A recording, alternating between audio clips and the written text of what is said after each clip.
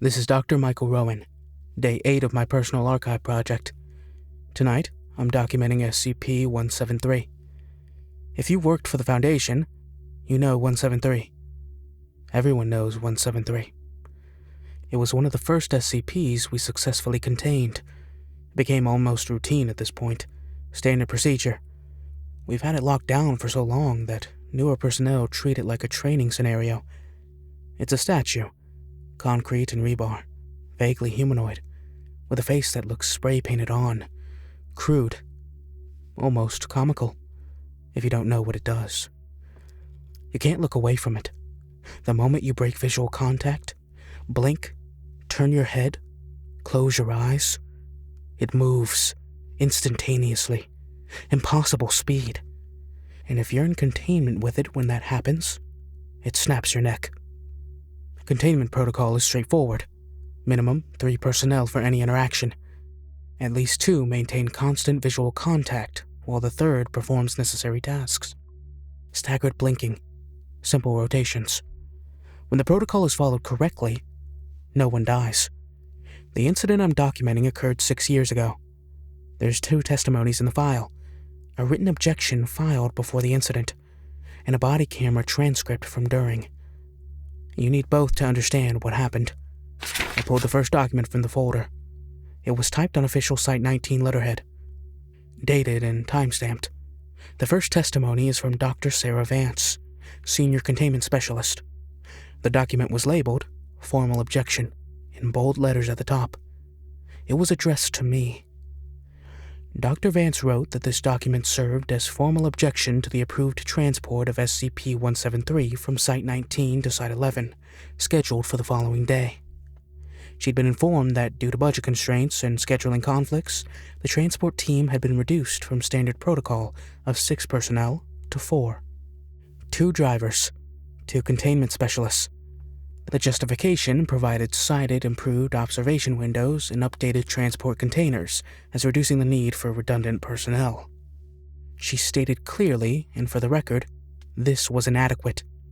SCP-173 transport protocol required minimum 6 personnel to specifically account for fatigue, medical emergency, and equipment failure during extended transport. This improved observation windows did not address the fundamental issue. If even one person lost visual contact for more than 2 seconds, 173 would move. She listed her previous request to delay the transport. Request 1, submitted 5 days prior, denied. Request 2, submitted 3 days prior, denied. Request 3, submitted that morning, denied. All 3 denials cited operational timeline requirements and acceptable risk assessment. Dr. Vance wrote that she wanted to be absolutely clear. She believed this transport would result in containment breach. She believed personnel would die. She believed this could be prevented by waiting 72 hours for proper team assembly. She was filing this testimony before the transport occurred because she wanted there to be a record. Someone made this decision. Someone decided the timeline was more important than protocol. And if people died, it was because someone decided their lives were an acceptable risk. She formally requested this objection to be entered into her permanent file and incident record. The document was signed at the bottom, Dr. Sarah Vance, Senior Containment Specialist. I sat there looking at the signature for a long time. I remember this document. I remember Sarah Vance. 6 years ago, we were in the middle of facility-wide consolidation, budget cuts across 3 sites. Site 11 needed 173 for a cross-containment study with 682. There was a 2-week window when the reinforcement observation wing would be available. After that window closed, we'd have to wait another 8 months. 8 months of additional holding costs at Site 19. 8 months of maintaining a high-risk SCP we weren't actively studying. 8 months of budget allocation that could go to more critical projects. Sarah's delay requests came across my desk during routine approval processing. I pulled the engineering specifications for the new transport containers, read the risk assessment. The observation windows were significantly improved. 360-degree sightlines, redundant lighting, structural reinforcements. We'd done reduced team transports before without incident. The math supported it. I checked denied on all 3 requests. I think I remember adding a note similar to proceed with enhanced safety monitoring, or something similar. I set Sarah's objection aside and picked up the second document. This one was thicker, a full transcript from body camera footage. The header indicated it was from Containment Specialist Rodriguez during the SCP-173 transport from Site 19 to Site 11. The transcript began 40 minutes into the transport. The transcriber had noted engine noise and road vibration in the background. Rodriguez identified himself and stated they had a situation. Specialist Harwick had been maintaining visual contact with 173 for 35 consecutive minutes. He was showing signs of severe eye strain, excessive tearing, involuntary blinking, reports of blurred vision. Another voice was noted in the transcript. Harwick, older, strained. I'm fine. I can hold it. Rodriguez responded that Harwick wasn't fine. His blink rate had increased from once every 40 seconds to once every 15. He called to Dr. Vance, said she was supposed to be spelling Harwick. Dr. Vance's voice tense. She couldn't. The backup observation monitor was malfunctioning. If she stopped working on it, they'd lose redundant visual confirmation. They'd be operating on direct sight lines only. Rodriguez said they needed to stop the vehicle, pull over, address the equipment issue, let Harwick rest his eyes. A new voice interrupted. The transport lead. Authoritative. Cutting. Negative. They were on operational timeline. If they stopped, they'd miss the Site 11 receiving window. The entire transport would get scrubbed, and they'd start over. They were 20 minutes out. Harwick could maintain for 20 minutes. Rodriguez started to object. The transport lead cut him off. Harwick could and would maintain. That was a direct order. Everyone was to maintain their assignments. The transcript noted 10 seconds of silence. Just engine noise, heavy breathing. Then, Harwick spoke. His voice was thick, like he was crying. His eyes were burning. He couldn't keep them open much longer. Everything was blurring. The transport lead told him yes, he could. He was a trained professional. 20 minutes. He could do 20 minutes. Dr. Vance said something quiet, almost inaudible. The transcriber noted it as, "We should stop. We should stop right now." Rodriguez spoke louder. They needed to stop the vehicle now. Harwick was compromised. This was a safety violation. The transport lead. No stops. Maintain schedule. Everyone do their assigned jobs. The transcript continued for 3 more minutes. Notes indicated Harwick's breathing became increasingly labored. Sounds of crying. Harwick said he couldn't see. Everything was just blurs. Rodriguez told him to stay with him. Keep his eyes open. Just keep them open. Harwick made a wet, choking sound. He couldn't see anything. Rodriguez, do not close your eyes. Do not. The transcript noted a sound. Stone scraping metal. Very fast. Then screaming. Then a sharp crack. The transcriber described it as loud, wet, final. The screaming stopped. Rodriguez yelled into his radio. Containment breach. Containment breach. 173 is active. Harwick is down. Vance is...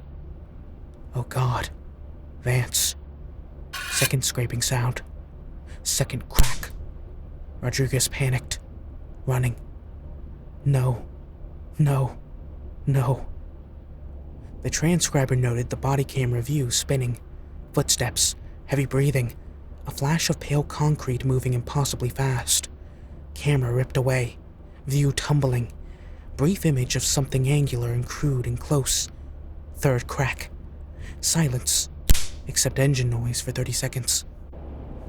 Then, a new voice. Calm. Professional. MTF operative reporting 3 fatalities confirmed.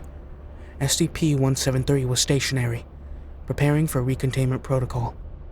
The transport lead was secure in driver cabin. He was unharmed. I set the transcript down on Rebecca's old desk. 3 dead. Specialist Harwick, Dr. Sarah Vance, Specialist Rodriguez. The transport lead survived. He was separated from the containment area by reinforced barrier. He filed his report from the hospital. Shock, but physically unharmed. His statement indicated that Harwick had failed to maintain protocol standards during extended observation, and that Vance had been distracted by non-critical equipment maintenance instead of supporting primary visual contact. The official investigation ruled it personnel error compounded by equipment malfunction. I wasn't mentioned in the incident report. Why would I be? My authorization was 3 approval levels removed from the actual incident. The investigation focused on immediate circumstances: Harwick's physical condition, the equipment failure, the transport lead's refusal to stop. My decision to approve the reduced team was noted in background documentation, but not flagged as a contributing factor. I pulled my authorization logs while preparing this documentation. Found the exact record in the database. Transport approval SCP-173, Site 19 to Site 11. Team reduction from 6 to 4 personnel. Approved based on enhanced container specifications and operational timeline requirements. Risk assessment acceptable. Dr. M. Rowan. Sarah Vance told me people would die. She filed 3 separate formal objections. She documented exactly what would happen. I looked at the budget numbers, looked at the timeline, looked at the engineering specifications for the new transport containers, and I decided the risk was acceptable. The math supported it. The previous reduced team transports had been successful. The container improvements were genuine. The risk assessment model showed acceptable parameters. I didn't kill those people. That needs to be clear. I didn't force Harwick to keep his eyes open past the point of physical capability. I didn't order the transport lead to refuse a safety stop. I didn't cause the equipment malfunction. But I approved the conditions that made all of those things possible. With 6 personnel, someone could have spelled Harwick before eye strain became critical. With 6 personnel, the equipment failure wouldn't have created a safety gap. Sarah Vance could have maintained visual contact instead of attempting field repairs. With a 3-day delay, they'd still be alive. The post-incident review never drew a direct line to my authorization. The investigation focused on operational failures during transport. My decision was background context, administrative detail. That's appropriate, actually. You can't hold a leadership accountable for every field-level execution failure. That's not how organizational responsibility works. I keep thinking about Sarah's written objection. Someone decided their lives were an acceptable risk. That's not quite accurate. I decided the risk was acceptable, not their lives. The risk. There's a distinction there that's important. When I signed that approval, I didn't know their names. Didn't think about Harwick crying with his eyes burning, trying to hold them open for 20 more minutes. Didn't think about Rodriguez screaming into his radio. I didn't think about Sarah Vance dying while trying to fix a monitor malfunction. I thought about resource allocation, time optimization, risk assessment matrices, operational efficiency. That's my job. That's what directors do. We look at aggregate data and make systemic decisions. We can't get mired in individual emotional responses to every personnel assignment. The Foundation has a saying, "We die in the dark so that humanity can live in the light." It sounds noble because it is noble. Someone has to make these decisions. Someone has to weigh acceptable risk against operational necessity. Someone has to sign the authorizations that keep the Foundation running efficiently. That someone is me. The protocols I approved after this incident have been successful. Enhanced equipment redundancy, mandatory stop protocols for any visual observation degradation, increased minimum team size for high-risk transports. No similar incidents in 6 years. The system improved. That's what matters. I'm documenting this case thoroughly. Complete testimony archive, full context. This is valuable institutional knowledge. How operational decisions interact with field execution, where the gaps are, how we've improved. Looking at both testimonies together, Sarah's written warning and Rodriguez's body camera transcript, You can see the progression clearly.